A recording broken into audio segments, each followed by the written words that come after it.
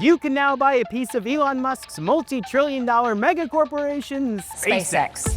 Opens at $150. It's already up 20%, making Elon Musk a trillionaire. Biggest IPO ever. But it's not just rockets and Starlink.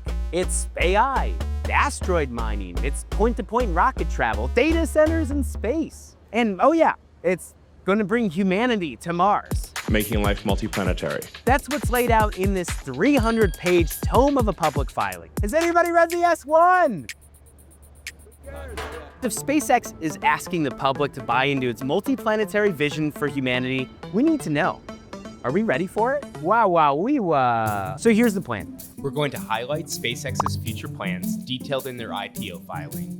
Our mission is to understand the true nature of the universe. Ask everyday people what they think of those plans, then get into it with an Elon superfan and a SpaceX skeptic to see how they feel about Elon's bold ambitions for us to become an interplanetary species. Opening bell! It's opening bell! While the SpaceX IPO got a lot of media attention, Let's take a selfie. so did I. You're an Elon superfan, look. I'm not a fan of anything. Oh, okay. So, are you an influencer? I'm a very serious journalist. What was barely talked about was the company's mission, to make humanity Multi-planet and ultimately multi-stellar. Have you read the S1? Parts of it. Okay. It's nearly 300 pages long. Elon's vision of the future was detailed extensively in their SEC filing. It starts with a bunch of pictures of rockets. How much did that cost you? About $170 for them to bind it. You want to wake up in the morning and think the future is going great. And that's what being a spacefaring civilization is all about. Our mission is to build the systems and technologies necessary to make life multi-planetary, to understand the true nature of the universe, and to extend the light of consciousness to the stars. We do not want humans to have the same fate as dinosaurs. Agreed.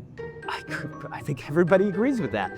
Here's our growth strategy. Point-to-point terrestrial travel, space tourism, in-orbit manufacturing, passenger and cargo transport to the moon and Mars, energy production on the moon and Mars, manufacturing capabilities on the moon and Mars, asteroid mining. You know who he should tap for this? It's Bruce Willis and Ben Affleck. This was a lot to take in. I wondered what ordinary people thought about these bold ambitions. I stand by the movie Terminator. I ain't down with none of it. Data centers in space? Yeah. Okay, why not, bro? Some people are excited about SpaceX's plans. I have a 5-year-old daughter, and I think it would be a dream to be able to go to the moon on a trip with her. Well, if they're going to do it, I mean, let's rock out on it. Would I go? Really, no.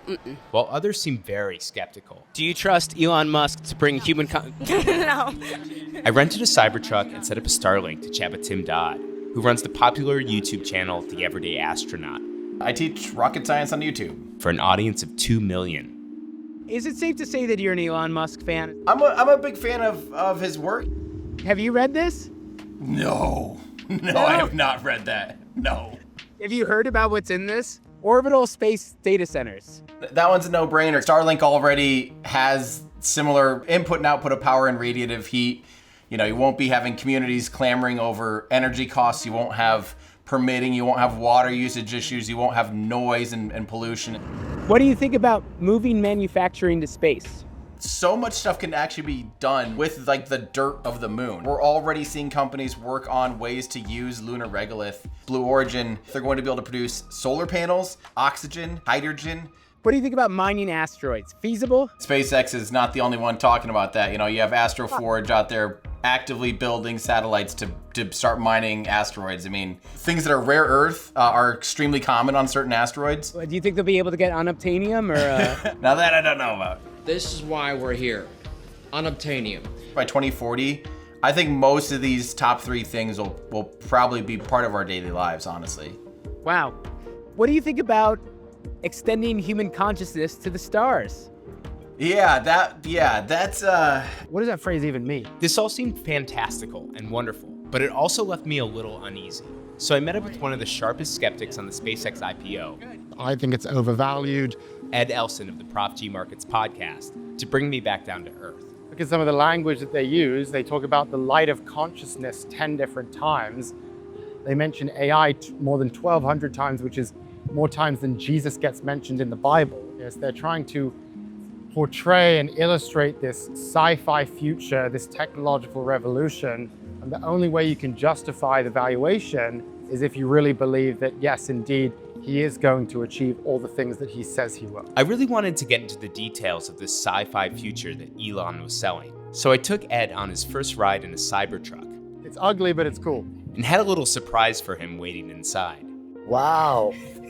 There we go. I thought the S1 was a little bit ridiculous. The first 20 pages or so is just pictures of rockets flying around in space. So, I mean, I'm trying to understand how this works as a business. I'm not trying to look at an Instagram slideshow. But all this is talking about at the beginning, at least, is how they're going to engage in asteroid mining, how they're going to build cities on Mars. And then I guess in the nearer term, they're going to start putting data centers into orbit in space. We're struggling to even build data centers on the ground today. So I just personally don't quite believe that that is going to happen anytime soon. I knew Ed was going to be skeptical, but I wanted to see whether he believed if any of Elon's plans were realistic. Point-to-point rocket travel. What's your take? I think it's possible. It's just not a business that I would want to be invested in. Okay. So, did you invest in Spirit Airlines? Spirit Airlines. At least that's a real business. At least people pay for that. So asteroid mining, feasible. We have no indication, no example, no demonstration that this is something that we could actually do. We can talk about it.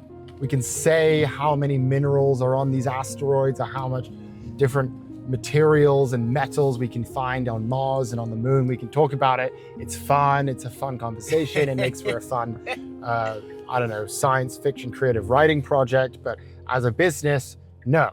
We don't have this yet, so you shouldn't be talking about it and pretending that that is your business. What about bringing human consciousness to the stars? What does that actually mean?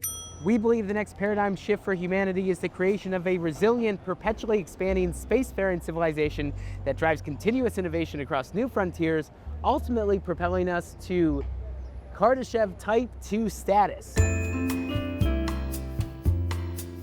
Hey, what do you think about colonizing Mars? If they got air and, not too many strip malls, it'd be all right. You'll go to live in Mars? I don't want to go to Mars. You'll go to Mars? You'll go to Mars? Nobody here will go live in Mars. How are we going to go to Mars? When we're talking about colonizing a planet, building a civilization on a planet to which we have never sent a single person. So if we're going to build a city, maybe we want to figure out sending one guy up there first. Maybe that would be Matt Damon. Matt Damon, I'm down. We should do it. I am the greatest botanist on this planet. I do think potentially landing on Mars, having humans walk on Mars by 2040 is maybe a possibility. Landing, a million tons on Mars to be able to build a self-sustaining colony. I don't know. Maybe that'll happen in our lifetime, but I think we're beginning to unlock the systems that would even remotely potentially put that on the table. After talking to Ed, Tim, and dozens of everyday people, I still wasn't quite sure what to think of Elon's multi-planetary interstellar vision for humanity. I think it's interesting and exciting that we're optimistic about things, but at the end of the day, we have to be realistic at the same time. And the idea of building a city on Mars, I'm sorry, but the year is 2026. We need to start solving problems on Earth today. That would be my contention. I don't know, I guess you've sold me a little bit on this vision, and I find that to be kind of surprising. I really do think that, looking back in the history books, this will be one of those moments of, wow, this is kind of when this all happened. And, Elon was definitely going to be one of the main characters in that story arc of getting humans off this planet. It's possible this is too much future tech, and none of this will really come to fruition. But certain people really believe in this, and I think we can all believe in elements of what this mission is about, which is ensuring the survival of the human race. Making sure that humans live on and don't become like dinosaurs. But you can't help but read this and not get a little tingly at the end of the day. Who knows? Maybe someday my grandkids will be watching this video on MarsTube. It's YouTube for Martians.